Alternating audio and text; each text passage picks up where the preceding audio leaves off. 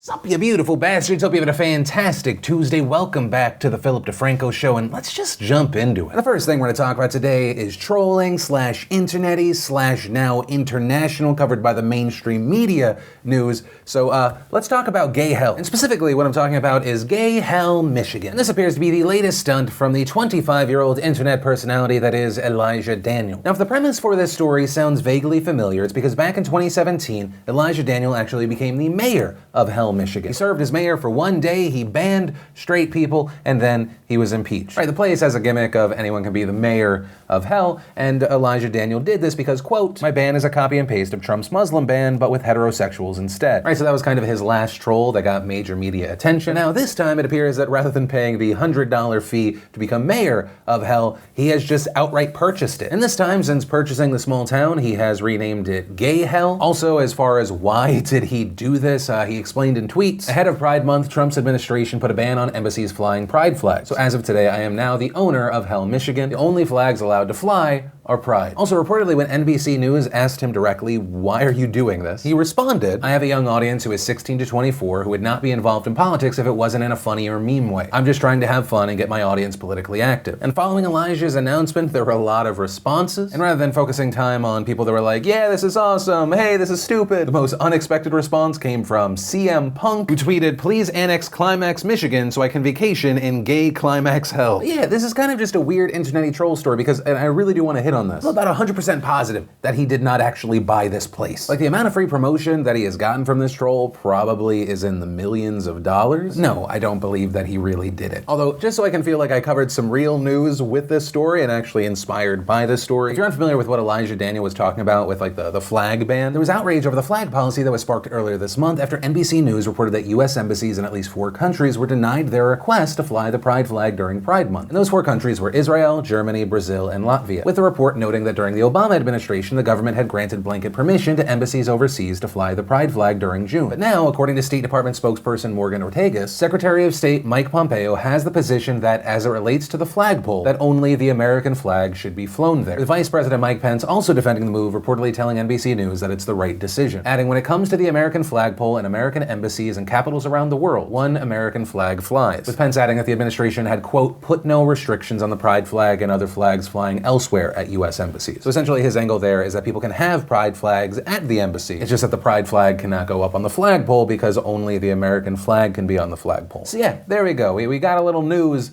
in whatever the hell this story was. But with all that said, I mean, you can give me your opinion on this story, but the question I have connected to this story, a question for the younger viewers in my audience, or someone who has like a younger brother or sister, or maybe have kids, where do you/they get your news? Now, we've been creating news content on this platform. We've been expanding it on the places that we've been established, like the Facebook, the Twitter, the Instagrams. But, I've been reading things about Gen Z recently because I want to know more about the people that are going to be like, shut up, old man. And looking into it, they're actually meaningful numbers when it comes to news consumption via Snapchat. I want to know, based off of your experience or your observations, if that's true, because I've been thinking about making kind of like quickie TLDR type news videos. Yeah, just something I'm interested in personally and also in a business sense. But from that, I want to share some stuff I love today in Awesome, brought to you by Beautiful Bastard. And I'm very excited today because we're finally launching something that I know a lot of people have been requesting since day one. So as a lot of you probably know, Beautiful Bastard in general is my premium hair care brand. And a lot of you use the fantastic, all-natural, cruelty-free, handmade pomades and beard oil. Make you look and smell good, and as I always mention, they smell so damn good, we turn some into candles, which,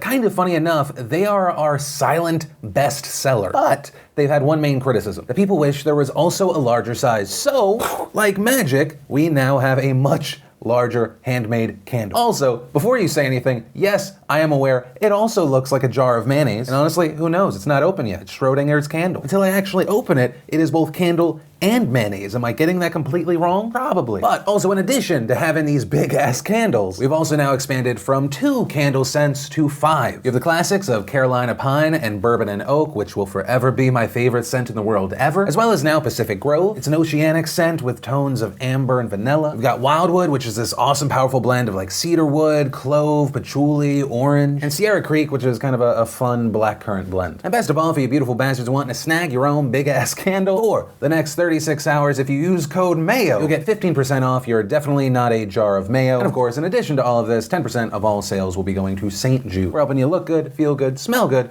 and we do a little good. And the first bit of awesome today comes from Simone Yach, who put out this amazing 31-minute video today, where she converts a Tesla 3 into a Tesla pickup truck. It was just a fun, awesome video. I also now want one. Yeah, definitely I recommend checking that out. Then we had that boy Gus Johnson putting out a video called My Pool. We had Ty Burrell taste testing classic regional burgers, and honestly, I'll watch anything with him. We got a trailer for Catherine Ryan's Netflix special Glitter Room. Binging with Babish gave us Huevos Rancheros from Breaking Bad. And then our Phil.Chrono.GG partner game of the day today is Warhammer Vermintide 2. It's an addictively fun hack and slash you can play by yourself or with a friend. It's a very well-reviewed game, and if you use our link before 9 a.m. tomorrow and or while supplies last, you can snag it not for the regular $30, but just $11.99. You're talking 60% off. And they also have deals on a DLC bundle pack, but yeah, check it out. And if you want to see the full versions of everything I just shared, the secret link of the day, really anything at all, links as always are in the description down below. And then let's talk about why Max Landis is in the news. If you're unfamiliar with him, he's a writer, screenwriter, filmmaker. He wrote Superman, American Alien, Chronicle, Bright, among others. That is not why he's in the news today. The news today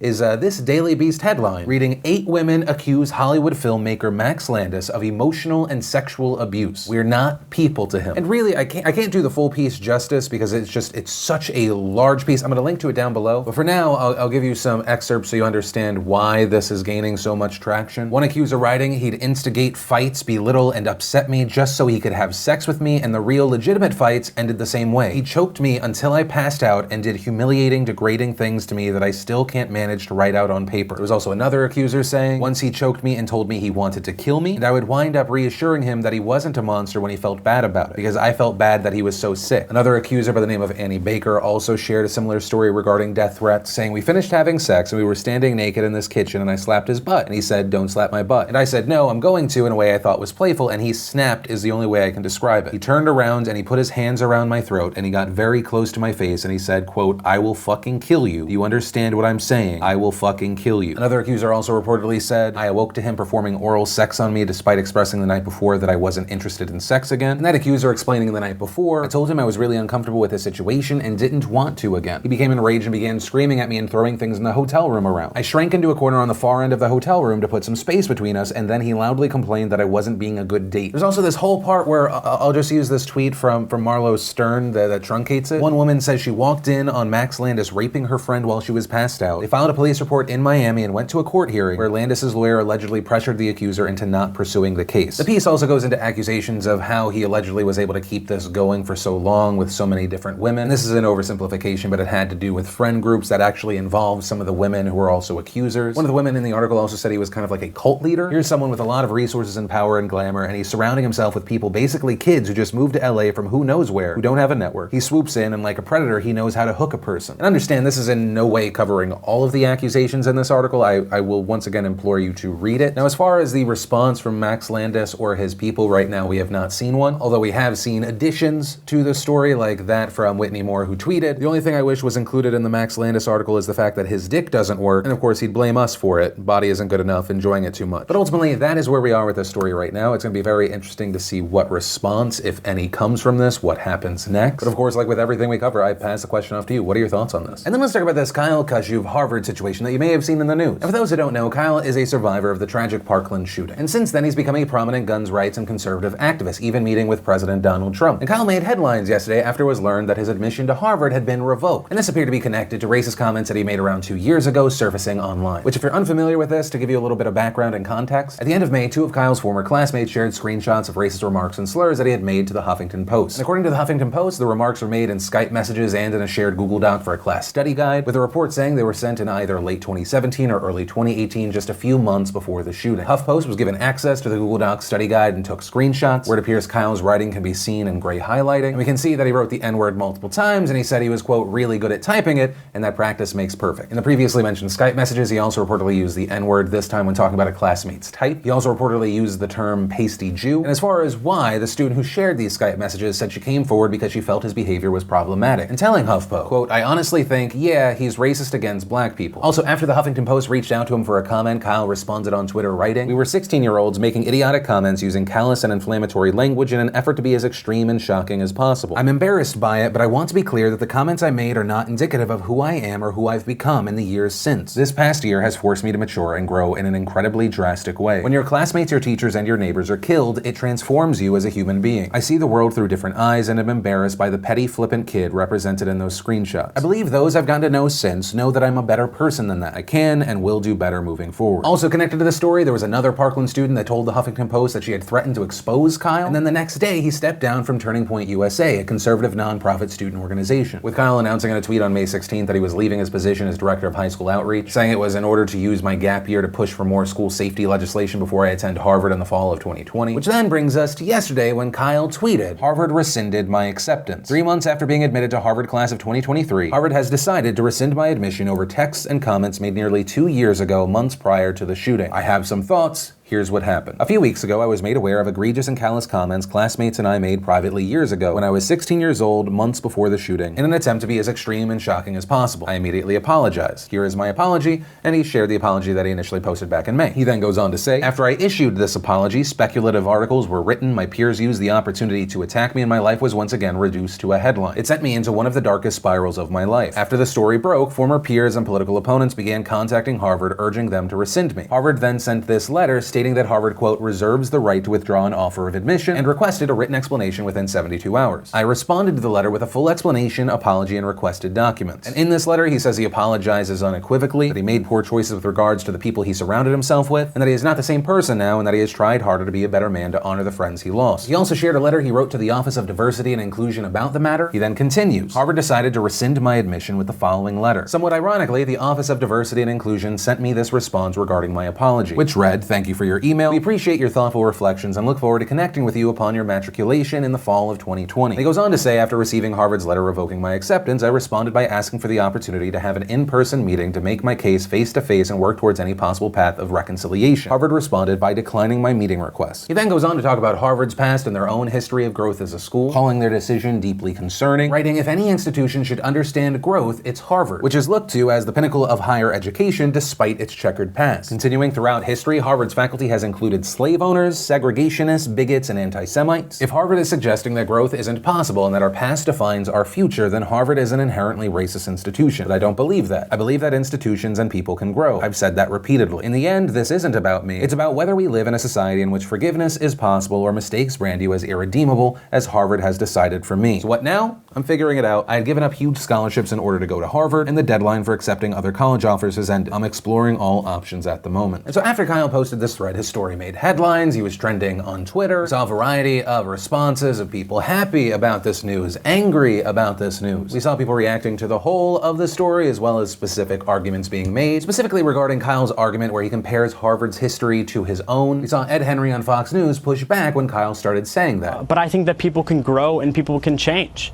Right. And I don't hold that standard to Harvard, and I think that people can make mistakes, and I don't think that mistakes make you irredeemable, as Harvard showed for me, as Fair Harvard point. established for me. Can I give you a time out there? So you're Sure. mentioning that they had slave owners in the 1600s. Mm-hmm. You using the N-word was what, a year and a half ago? Do you 2 see years it? ago. 2 years ago. A little more recent. Okay.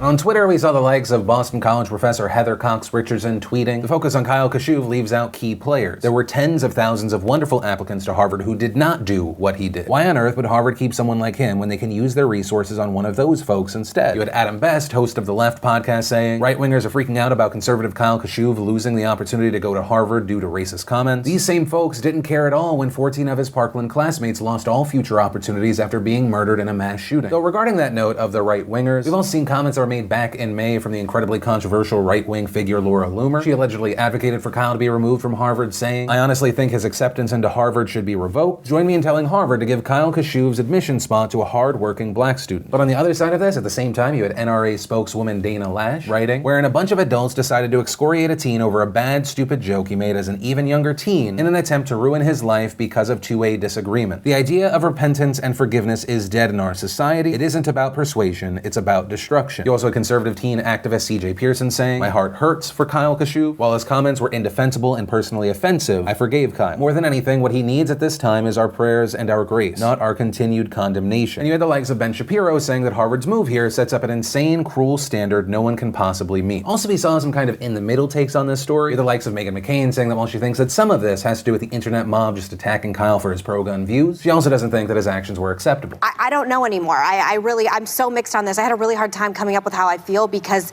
I don't think it's too much to ask to not say the N-word from young people. It's not too much to ask that he go to another college. Yeah, I don't disagree. And you also had other people pointing out that this isn't the first time that Harvard has set this standard, with people pointing back to 2017 where the school rescinded the applications of 10 students over comments that they made on Facebook pages. Comments that included racial slurs, anti-Semitic jokes, as well as jokes about sexual violence. And as far as Harvard's response to this whole story, it's not really a public one because, quote, "We do not comment publicly on the admission status of individual applicants." But with all of that said, that's where we are with this story right now, and of course, I pass the question off to you. What are your thoughts on all of this? And that's where I'm going to end today's show. And hey, if you like this video, I'd love if you took a second to hit that like button. If you're new here, definitely take a second to hit that subscribe button, ring that bell to turn on notifications. It makes it that much easier to make sure you don't miss these daily weekday Philip DeFranco shows, which, actually, on that note, if you missed either of the last two, you want to catch up, you can click or tap right there to watch those right now. But with that said, of course, as always, my name's Philip DeFranco. You've just been filled in. I love yo faces, and I'll see you tomorrow.